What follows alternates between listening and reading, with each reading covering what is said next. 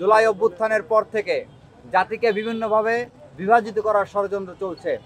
ভারতীয় প্রক্সি স্বৈরাচার খুনি হাসিনা পালিয়ে গেলেও তার রেখে যাওয়া দোসররা এখনও দেশের গুরুত্বপূর্ণ স্থানে বসে আছে। গতকাল আমরা দেখেছি বিরক্ত হয়ে পদত্যাগ করার সিদ্ধান্ত নিয়েছিলেন জুলাইয়ের রক্তের উপর প্রতিষ্ঠিত অন্তর্বর্তীকালীন সরকারের প্রধান উপদেষ্টা ডক্টর মোহাম্মদ ইউনূস। এর জন্য মূলত এই ভারতীয় দোসর এবং আওয়ামী ফ্যাসিবাদের দোসররাই দায়ী, যারা মূলত বিভিন্ন সেক্টরগুলো থেকে দেশকে অস্থিতিশীল করার জন্য চেষ্টা চালাচ্ছে।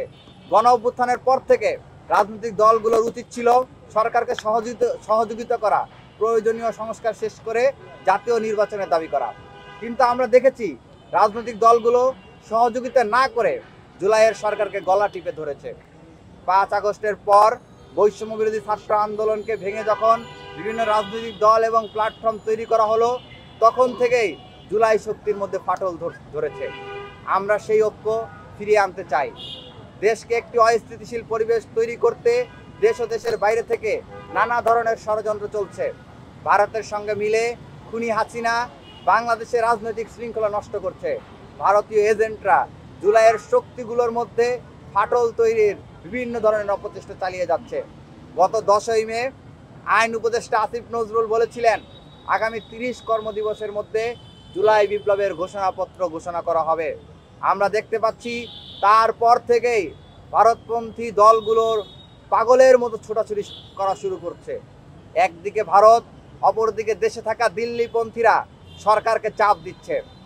আমরা ভারতীয় প্রক্সিদের স্পষ্ট ভাষায় বলে দিতে চাই, 30 কর্মদিবসের মধ্যে জুলাই ঘোষণাপত্র প্রকাশ না হলে পরবর্তী পরিস্থিতির জন্য উপদেষ্টা পরিষদের সদস্য এবং তাদের সহযোগিতা করা রাজনৈতিক দল বা সংগঠনকে দায়ভার নিতে হবে।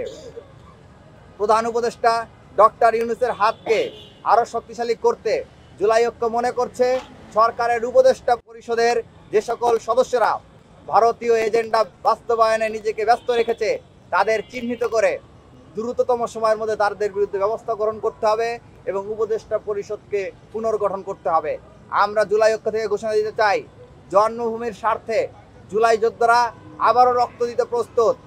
আগ্রাসন রুখতে একটি বৈষম্যহীন বাংলাদেশ গড়তেই জুলাই ঐক্যের পথ চলা অব্যাহত থাকবে।